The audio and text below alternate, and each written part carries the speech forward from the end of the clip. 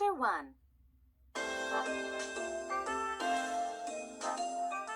I've never gotten along with older kids. Then I met a kid who was 3,000 years old, and he was one of the nicest kids I ever met. Okay, maybe I'm getting ahead of my story. My name is Zach, and I'm in the 5th grade at the Horace Hyde White School for Boys in New York City. My mom and dad are divorced, and I spend half my time with each of them. The half that I spend with my dad is always when weird stuff happens to me, like the time I'm going to tell you about. Dad had just bought me a new bike for my birthday, a 24-speed mountain bike. It was the coolest thing you've ever seen. Well, actually, you haven't seen it, but if you had, you'd think it was cool. Anyway, I took it on a pretty long ride in Central Park. When I came home, Dad said to take my bike down to the basement and put it in our storage space. I have to tell you that the basement in our apartment building is one of the 3 creepiest places in the world. Everybody in the building stores junk down there. There are spider webs all over the place. The lights usually aren't working. In winter, the furnace makes creepy noises. And a kid named Cyril in the building told me an old janitor died down there. Either died or was killed. I forget which. Cyril says at night you can sometimes hear his ghost moaning. So anyway, there I was in the basement.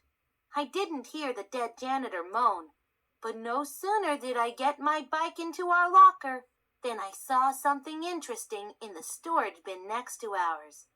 It belongs to our neighbor, Mrs. Terradash, the one who has all these weird stuffed squirrels and rabbits in her apartment. What I saw in her space was a battered-up old wooden box with a funny shape. I thought it was a case for a bass violin. I've always wanted to learn how to play a musical instrument. If Mrs. Terradash had an old bass violin that she wasn't using, maybe she'd let me learn to play it. Mrs. Terradash's bin wasn't even locked.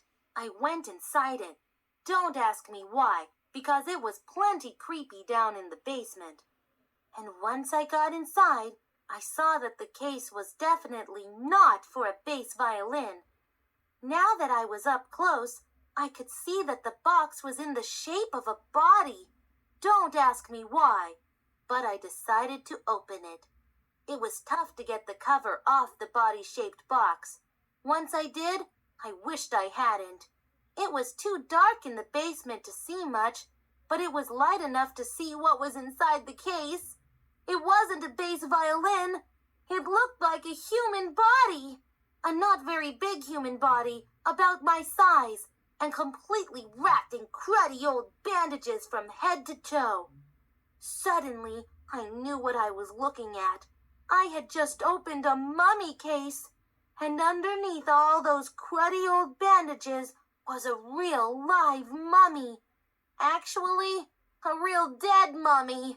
The thought made my skin crawl. But as creeped out as I was also pretty interested. It didn't smell as bad as I thought it would. It smelled a little like dried hay. I leaned closer to get a good look at the mummy.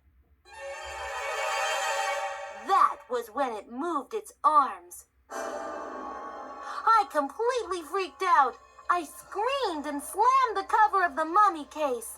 Then I got the heck out of there. I didn't even wait for the elevator. I ran up the stairs, screaming the whole way.